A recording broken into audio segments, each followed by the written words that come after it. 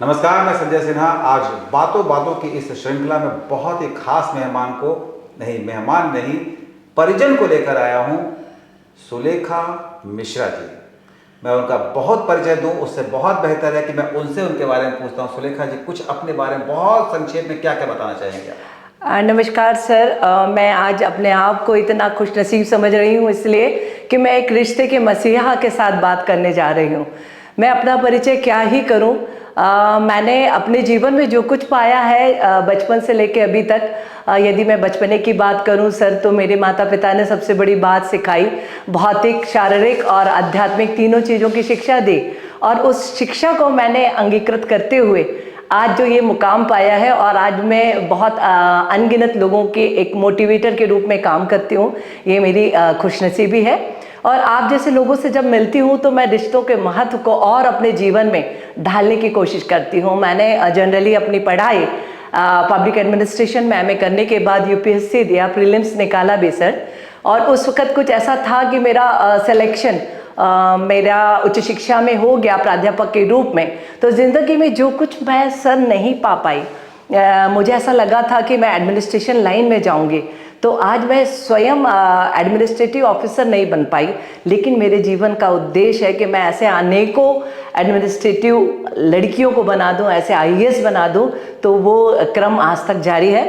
Apart from that कि मैं एक एजुकेशनिस्ट हूँ, मैं एक कलाकार हूँ। मैं क्लास 1 से समझ लीजिए भरतनाट्यम और कथक की मैंने शिक्षा हासिल की है, और अंतर्राष्ट्रीय और राष्ट्रीय लेवल पे आज मैं अपना स्टिल आई परफॉर्म, मैं आज भी अपना परफॉर्मेंस देती हूँ।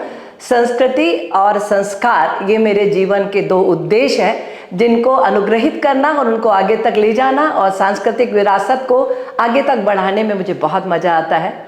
तो इतना परिचय मैं नहीं दे पाता, बहुत कम में इन्होंने पूरी बात कह दी है, अपने पूरे व्यक्तित्व को सामने रख दिया। तो आप समझ गए होंगे कि आज हम जिनके साथ बातचीत करने जा रहे हैं वो उनका व्यक्तित्व क्या है और उनकी सोच क्या है, उनकी समझ क्या है। सुलेखा जी जो आपके सामने बैठी हुई हैं, उनसे मेरी मुलाकात हुई थी सोशल साइट फेसबुक के जरिए हुई थी। हम फेसबुक के जरिए मिले, हमारा रिश्ता 7-8 साल पहले हम लोग आपस में जुड़े एक दूसरे से, और कई बार मुलाकात हुई, कई बार बातचीत हुई। पर आज आपके सामने जो मैं बातचीत लेकर आया हूँ, बातों बातों में मैं आपसे कुछ छोटी छोटी बातें जानना चाहता हूँ। सुलेखा जी, आपने सब कुछ बता ही दिया है कि आप प्रोफेसर हैं, टीचर हैं। तो आपने कहा कि आप बच्चियों का जीवन संवारना चाहती हैं, तो ये भाव आपके मन में कैसे आया? मैंने जीवन में ऐसी कई बच्चों को देखा था जिनके पास अवसरों की कमी थी सर, और मैंने उनको बहुत ऊंचे, मतलब उनके पास स्किल था, उनके पास योग्यताएं थी। छोटे से देखती थी कि वो बहुत कुछ करना चाहते थे, लेकिन उनको अवसर नहीं मिल पा रहा था, या उनको कोई मार्गदर्शन देने वाला नहीं रहता था। तो वो जो मुकाम को पाना चाह रहे थे उस तक नहीं पहुंच पा रहे थे।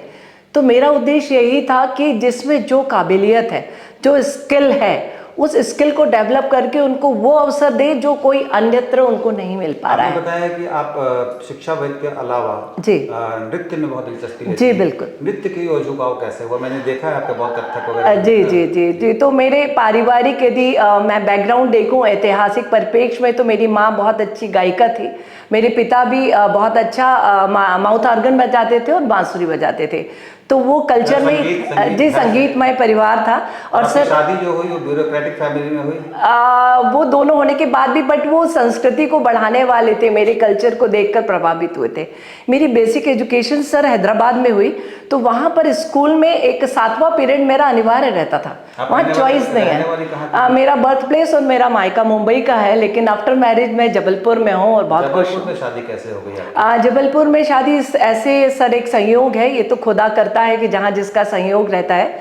लेकिन जबलपुर में चूंकि मैं और मेरे हस्बैंड दोनों एक ही प्रोफेशन के थे, तो संयोगवश जो हमारे पारिवारिक रिश्तेदारी भी थी सर दूर की, और जब पता चला कि अच्छा लड़का है, इनके घर की अच्छी लड़की है, तो संयोग से बातचीत में सुना है मैंने कि आपके जो फादर इन लॉ थे पुलिस में थे। जी पुलिस में थे। एसपी? जी जी एसपी थे, रिटायर्ड एसपी जी। और उसके बाद आपके और भी मतलब उनके जी सारे एडमिनिस्ट्रेशन में मेरे सारे रिलेटिव्स हैं। तो आप मुंबई से इतना बड़ा महानगर, जी सर, माया नगरी, जी सर, और वहाँ से आप जबलपुर के बारे में मैं समझता हूँ बड़ा गाँव। हाँ सर, आज के युवा तरुणाई मैंने देखा है कि छोटे शहरों और गाँव को बहुत इग्नोर करके अपना गंतव्य को बड़े महानगर चुनते हैं। और कौन सी ईयर में हुई? 87 में सर। 87। जी सर। तो मतलब इतने वर्षों से आप जबलपुर से जबलपुर में जुड़ी हूँ, जबलपुर में रह रही हूँ और बहुत खुश हूँ सर। मैं जो आपको बतलाना चाहती हूँ कि आज की युवा तरुणाई वो पता नहीं इस भ्रम में रहती है और महानगर और विदेशों के एक तलाश रहती है और वो सोचते हैं कि सारा कुछ सुख ऐश्वर्य वहीं पर बसा है, पर मैं जीवन में सुकून की तलाश में रहती हूँ और वो सुकून मुझे मिला जहाँ पर आकर, जहाँ मैं उन्मुक्त वातावरण में जो भी कुछ करना चाहती थी वो अवसर मुझे यहाँ पर मिला। बेसिकली मैंने बम्बई में बेसिक शिक्षा ली, पर उसके बाद समझ में आया कि मुझे आसमान बड़ा होना चाहिए और उस तक पहुंचने के लिए मुझे स्वतंत्रताएं होनी चाहिए, जो मुझे जबलपुर में। एक प्रश्न है यहाँ पर जी। कि जबलपुर जैसे शहर से लोग, मध्य प्रदेश से लोग दिल्ली मुंबई जाना चाहते हैं जी। और आप मुंबई से जबलपुर अगर खुश हो रही थी तो जी। इसकी क्या वजह हो सकती तो है? सर इसकी अपनी खुशी सर जो होती है अंतर्मन में होती है और बच्चे भ्रमित होते हैं बहुत कुछ देखकर, सुनकर या समझकर। उस भ्रम को तोड़ना बहुत जरूरी होता है। हर चीज जो दिखती है वो सोना नहीं होती है। इस चीज को जीवन में, मैं मुंबई और जबलपुर की तुलना कर रहा हूँ। हाँ, मैं मुंबई और जबलपुर के लिए इसलिए बोलना चाहती हूँ कि मुंबई में मैंने वो सब पाया जो देखते हैं। माया नगरी है सर, और माया का जाल आप सब जानते हैं कि उसमें फंसने वाला व्यक्ति बहुत आसानी से बाहर नहीं आता है। लेकिन जबलपुर आने के बाद मुझे छोटे शहरों में टियर 1 टियर 2 जो स्टेट या शहर कहलाए जाते हैं, वहाँ के लोगों में हम चाहते थे सर कि वो चीज़ हम दे सकें जो उसके लिए दौड़ के बम्बई जा रहे हो। यदि वो किसी स्किल को डेवलप करने के लिए ये सोचते हैं कि शायद फिल्मों में काम करने के लिए वहाँ तक भागें, ये सारा कुछ भ्रम था। तो मैं यहाँ रहकर उनको वो सारी चीज़ें, वो सारे गुण सिखा रही हूँ, एजुकेशनल भी सिखा रही हूँ, भौतिक भी सिखाती हूँ, मेंटली बूस्टअप करती हूँ। कल्चर कॉलेज में क्या पढ़ाती हैं? मैं पब्लिक एडमिनिस्ट्रेशन पढ़ाती हूँ सर, उसके साथ साथ यूथ मोटिवेटर हूँ एमपी हायर एजुकेशन की। मुझे मोटिवेट करना बहुत अच्छा लगता है बच्चों को, ऐसे बच्चों को मैंने तो कई बार देखा है जी कॉलेज में, मैं आया हूँ जी आपके जी यहाँ जी पर कॉलेज में बच्चों को अपने खुद को खड़ा करने के लिए लड़कियों को बहुत सारी चीज़ें पे बहुत सारे कार्यक्रम किए हैं। मैं उन कार्यक्रम में शामिल भी हुआ हूँ जी सर। तो ये करके आपको बहुत संतोष मिलता है, बहुत खुशी मिलती है? जी सर, मैं बतलाना चाहूँगी कि इससे भी बड़ी बात है जो कॉलेज तक भी पहुँच रहे हैं मेरे, वो भी भाग्यशाली हैं। लेकिन ऐसे बच्चे, जब मैं गांव में गई सर, विज़िट किया मैंने, और मैं कुंडम गांव के पास गई सर, तो वहाँ मैंने देखा कि जो योग्यताएं, जिसके डुप्लीकेट चीज़ें हम कल्चर और संस्कृति को नेशनल लेवल तक, इंटरनेशनल लेवल तक जाते हैं, वो मूल में जो लोग जुड़े हुए हैं उनके पास गरीबी है सर, उनके पास सुविधाएं नहीं हैं। ऐसे बच्चों को और ऐसे व्यक्ति को जब जाकर मैं एक कल्चरल उसमें गई तो सर मेरा स्वागत उन्होंने जिस रूप में किया, मैं उस चीज़ को आज भी नहीं भूलती हूँ। अपने घर की साड़ी के पल्लों को बांध कर उन्होंने मेरे लिए छत बनाया था, क्योंकि मैडम यदि आ रही हैं गांव में तो उनको वेलकम के लिए टूटा हुआ सा एक पत्थर को ईंटों पे रख के मेरा स्वागत किया था। उनके पास भौतिक सुविधाएं नहीं थी सर, आत्मा जुड़ी हुई थी। और जो मैंने वो सुविधाएं और स्वागत देखा और जब उनके डांस को देखा तो मुझे ऐसा लगा कि अब ये ग्रुप तो इंटरनेशनल लेवल पे जाने से नहीं रोक सकता। उसी गांव से मुझे 2 बच्चे उनके मिले सर, जो मुझे बेशरम का फूल कहते हैं सर, या टेसू का फूल आप जानते हैं, मार्च महीने में होता है, तो उसको लेकर मेरा स्वागत कर रहे थे। ऐसी भावना, ऐसी स्किल, ऐसे कौन लोग हैं जो इनको निकाल के बाहर ले जा सकते हैं सर। वहाँ से मेरे मन में वो बात हो गई। उस गांव के 2 बच्चे आज मैंने गोद लिए हुए हैं सर, वो मेरे साथ घर में रहते हैं। मेरे बच्चों में और उनमें कोई अंतर नहीं है। अच्छा, एक तो बात ये है कि आपके अपने 2 बच्चे हैं? जी, मेरे 3 बच्चे हैं। एक बेटी 2 बेटे? जी सर। 3 बच्चे आपके हैं, पूरा परिवार है, आप लगभग जॉइंट फैमिली है? जी सर। जी सर। तो और आप कॉलेज में पढ़ाती भी हैं? जी सर। डांस भी सिखलाती जी। हैं, तो समय निकालती कैसे हैं? सर जीवन में यदि जिसके पास प्लानिंग्स होती है, नियोजन होता है, सोशल साइड में समाज सेवा भी बहुत करती हूँ सर, मेरा ये पैशन है। जी, सोशल साइड सब करते हैं। तो ये सब समय कैसे सर जीवन में सिर्फ और सिर्फ आत्मविश्वास, आत्मबल और नियोजन, इस बात को आप नोट करके रखिएगा। इन्होंने जो बात कही है, मैं एक मोटिवेटर हैं, गुरु हैं, शिक्षिका हैं, नृत्यांगना हैं, सब कुछ है, पर इन्होंने जो बात कही है, आपने क्या कहा अभी? सबसे पहली बात तो आत्मविश्वास के, आपको खुद पे विश्वास करना है, कि हम जो चाहते हैं वो हम कर सकते हैं। परिस्थितियों से घबराना नहीं है सर। कई बार ऐसा बोला जाता है कि जब तक बंदर पीछे दौड़ते हैं सर, हम डरते रहते हैं, हम भागते रहते हैं, क्योंकि पीछे बंदर दौड़ रहा है। और जिस समय आप जीवन में अनुभव करेंगे कि उस बंदर को हप करके या डरा के खड़े हो जाए, वो बंदर वहीं रुक जाता है। ये एक छोटी सी घटना हमें जीवन में ये सिखाती है सर कि परिस्थितियां, विपरीत परिस्थितियां आपको डराती हैं। तो सब लोग ये कहते हैं डर के आगे जीत है, डर के आगे डर है। जीतने के लिए आपको प्रयास करना है। नई बात सुनने को मिल रही है, और डर के आगे डर है। डर के आगे डर है। आपको यदि डरना नहीं है तो उसके लिए प्रयास करना पड़ेगा। सब लोग ये कहते हैं गाय दूध देती, गाय क्या करती, दूध देती, दूध देती नहीं है, दूध निकालना पड़ता है।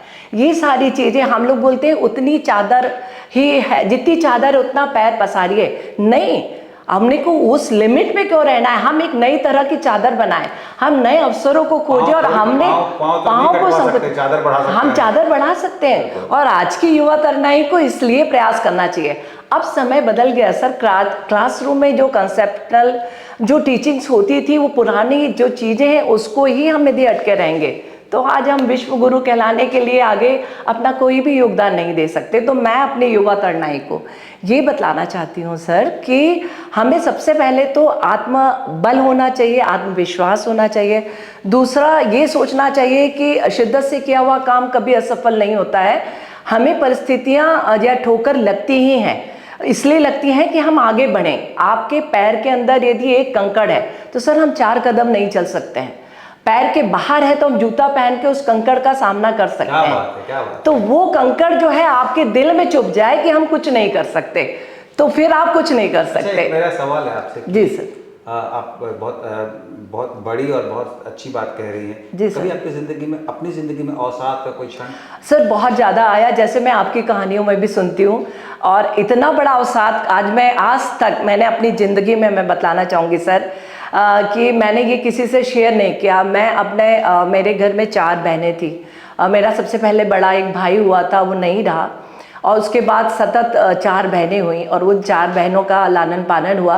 तो मैं सबसे छोटी थी और सबसे छोटी होने के नाते मेरे दिमाग में वो टारगेट था कि हमने क्लास डिवीज़न नहीं होना है। लड़का और लड़की की जो भावना घर में, परिवार में बो दी जाती है कि लड़की है तो ये नहीं कर सकेगी, लड़का होता तो ये होता, तो ये भावना से मैं ग्रसित होने नहीं दिया अपने पिता माता को। और उस रूप में मेरा पारिवारिक रूप से मेरा लालन पालन हुआ और मैं आगे बढ़ी। इतना ज़्यादा चाहते थे मेरे पिता और माँ, और मेरी बड़ी बहनें मतलब दूसरे माँ का स्वरूप था। और बहुत कम समय में जाकर मेरी पहले पिता नहीं रहे और फिर माता जी नहीं रहीं।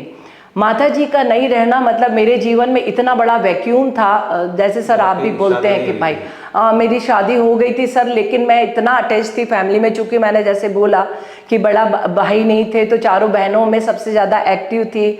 और पापा मम्मी को हम पे नाज भी था क्योंकि प्रीलिम्स भी मैंने एक उसमें निकाल लिया था और हर चीज़ों में मैं एक्टिव थी। तो जब मेरी माँ गई उस वक़्त मैंने इतना ज़्यादा, मतलब उस रात मुझे ऐसा लगा था कि मैं सारा कुछ भगवान नहीं होते इस संसार में, और भगवान ने इतनी प्यारी चीज़, मैं जिनको माँ से ज़्यादा भगवान मानती थी, उन्होंने छीन लिया। और उनकी जहाँ डेथ हुई थी उन्हीं के ऊपर ईश्वर की तस्वीर थी। उस रात आपको लगा कि भगवान नहीं है? भगवान नहीं है इस बात पर, जबकि ये चीज़ क्षणिक थी, लेकिन वो क्षणिक, आप पूजा पाठ बहुत करते हैं जी। पर उस रात के बाद जो मेरा आत्मज्ञान, जो दिमाग में कॉन्फिडेंस आया कि मैं इस चीज़ को मैंने ध्यान से फिर कुछ किताबें पढ़ी जिसमें एक संत जी थे जिन्होंने बोला है, जिन पर उनके मां नहीं जाने के बाद प्रश्न किया जाता है। मैं संत का नाम अभी नहीं लेना चाहूँगी, पर जनरली बता रही हूँ कि उनसे प्रार्थना करती है वो बिटिया कि किसी भी तरीके से मैं ज़िंदगी भर आपकी सेवा और चरणों में अर्पित रहूँगी यदि आप मेरी माँ को फिर से जीवित कर दे। तो उन्होंने बोला कि मैं एक शर्त पे ये काम कर सकता हूँ कि आप कोई ज़िंदगी में, इस संसार में कोई एक ऐसा घर बना दीजिए जहाँ मृत्यु नहीं हुई है। यदि कोई ऐसा एक भी घर बता देंगे।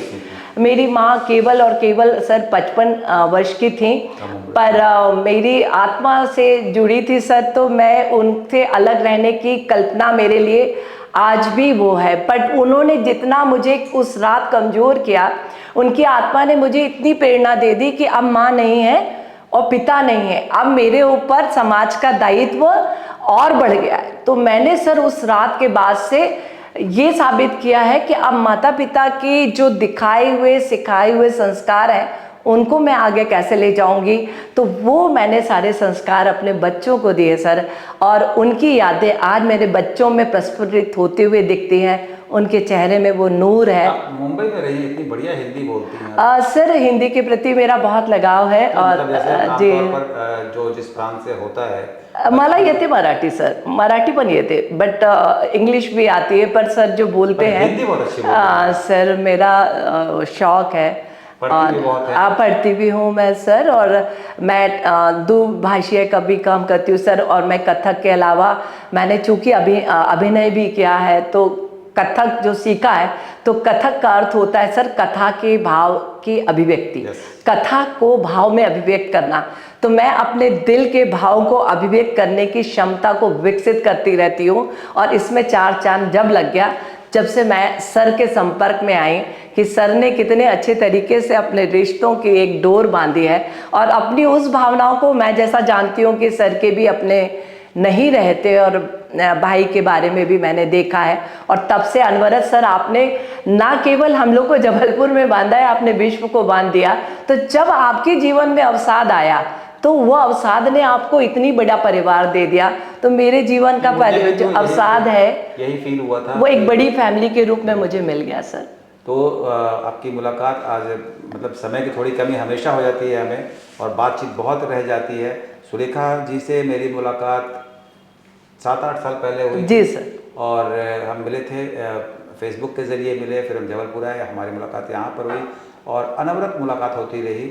और मैं जब भी इनसे मिलता हूँ बहुत कुछ सीख कर जाता हूँ। इनकी बातचीत, इनका जो मोटिवेशनल अप्रोच है, वो आप इनसे जब भी जबलपुर आए ज़रूर मिलें। और इनसे मुलाकात करने के बाद आपको लगेगा कि सच में आप एक बेहतरीन इंसान से, बहुत ही खूबसूरत परिजन से और एक बहुत मोटिवेशनल गुरु से मुलाकात कर रहे हैं। सर ये जरा नवाजी के लिए शुक्रिया सर, लेकिन मैं एक ज़मीन से जुड़ी महिला हूँ और एक स्त्री हूँ, एक नारी हूँ, और मैं उसी ज़मीन पर रहना चाहती हूँ सर। भले मैं दूसरों को ऊपर तक उठा लूँ, लेकिन यही मेरा एक सौभाग्य होगा। बहुत कम में आप 2 लाइन में परिजनों के लिए कुछ कहना चाहेंगे? मैं आप सभी को अपना नमन करती हूँ। हृदय से नमन करने के साथ मैं अपने परिजनों को यही बात सिखाना चाहूँगी कि कोई पदचिन्हों पे चलता है और कोई पदचिन्ह बनाता है। कोई पदचिन्हों पे चलता है, कोई पदचिन्ह बनाता है वही सूरमा इस जग में और दुनिया में पूजा जाता है। तो हम सबको अपने पदचिन्ह खुद रखने होंगे। हम पदचिन्हों में चलते चलते तो हम अनुगामी होंगे। हमें अग्रगामी बनने के लिए हमेशा स्वयं मोटिवेट होना होगा। और ये इतना प्यारा एक परिवार है, रिश्ता है। हम जो बोते हैं वो पाते हैं सर। एक बहुत प्यार को बोते हैं और प्यार पाते हैं। मैं वैसा ही चाहती हूँ आप सबसे, सिर्फ और सिर्फ स्नेह की दरकार है। इसी के साथ सर मैं अपनी बहुत दुआएं देती हूँ, बहुत बहुत शुभकामनाएं देती हूँ। नमस्कार। इससे ज़्यादा मेरे पास कहने को कुछ नहीं है। आपने जो कुछ भी सुना है, इनसे सुना। बातों बातों की श्रृंखला हमारी जारी रहेगी और भी परिजनों से मुलाकात कराऊंगा। जल्द मिलेंगे, तब तक के लिए नमस्ते, नमस्कार।